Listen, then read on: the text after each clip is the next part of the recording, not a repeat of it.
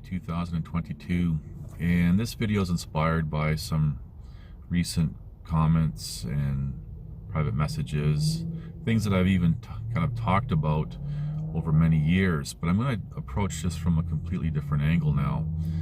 And that has to do with the analogy with those people, for example, who set homeless people on fire. We also see these type of people who become serial killers or who are going over and above just, for example, that immoral act. And we, as a society, look at them, normal people anyway, with absolute disgust. We wonder how these people can do something so, as a descriptive, wicked to another human being, or even animals. I want to draw a parallel. And I'm generalizing here, and I want to stress that I'm not implying everyone.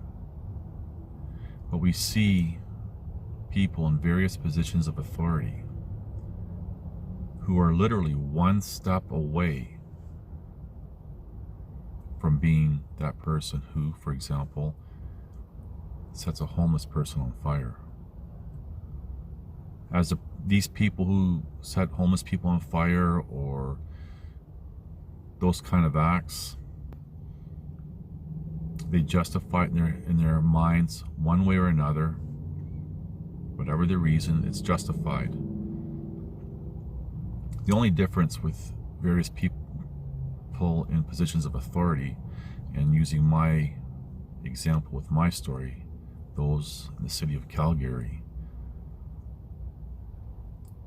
is they're spreading out what takes, say for example, minutes, with the analogy of the homeless people, and spreading it over a lifetime. It's the same effect, and they're literally one step away. They're cut from the same cloth. And this goes, for example, all the way to governments. How governments can impose atrocities against innocent civilians during war. War itself is bad, but then during war, we also have atrocities within that. As long as it's justified, one way or another, it's okay. And usually, most times, it's about ego. Ego seems to be a big problem. But I really want you to think about the type of people who will justify and say, well, we didn't set them on fire. We didn't kill them. They're still alive. We may have, for example, crippled them, damaged them emotionally, mentally, taken away their future by taking away their ability to move forward and even prosper, let alone support themselves. But they live. So it's a humane way of doing what someone who sets a homeless person on fire. They're cut from the same cloth. They have the same mentality, but they tap dance and justify. No different. We see that on an individual basis, small groups. We see this on a large scale. For example, how many people will look at tyranny that's being imposed by a government or government body, governing body. Same people who would be imposing tyranny, the same people who are one step away from setting a homeless person on fire, someone helpless, someone who's asleep, trying to survive, and then somebody comes along and changes their life forever.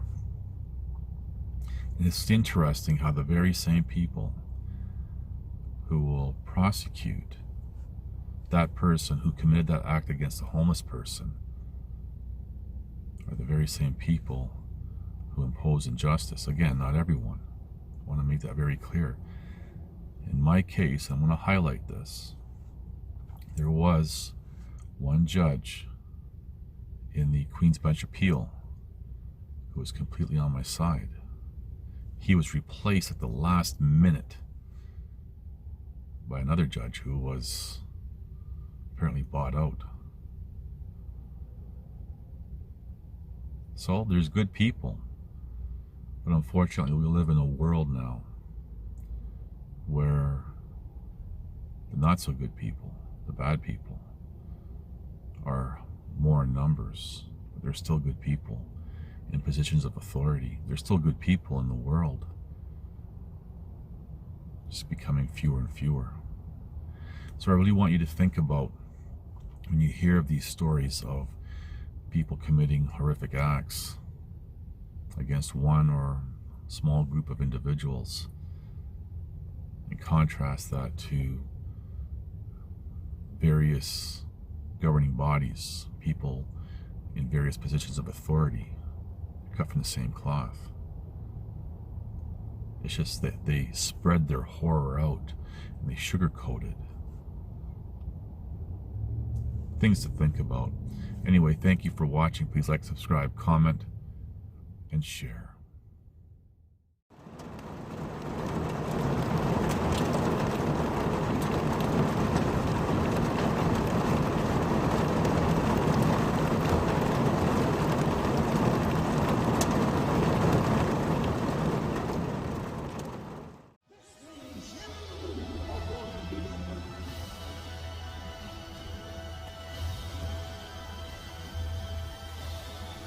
Listen to this and write it down if you can't remember it.